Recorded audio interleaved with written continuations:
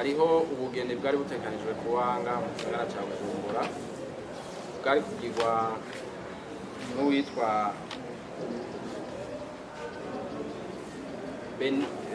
Benilde Audran Ininahazwe, uwo n'umugabo yari kwabira na Rukristo na Emeline Ndayishimiye.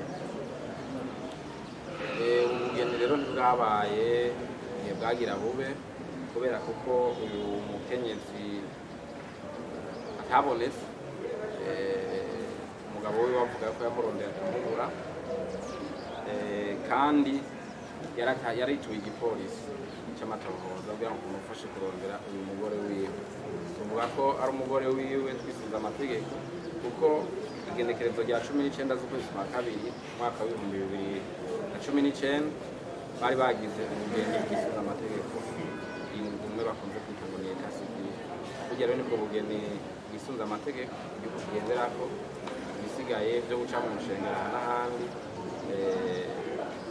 nibyo vy'ivyo wumva bitabaye muri ico gihe. Turavye rero amategeko, aba bantu barubatse bwisunze amategeko. Ico bituma rero uyu mugabo yituye igipolisi kugira ngo kimufashe kurondera umugore wiwe aho yoba aherereye.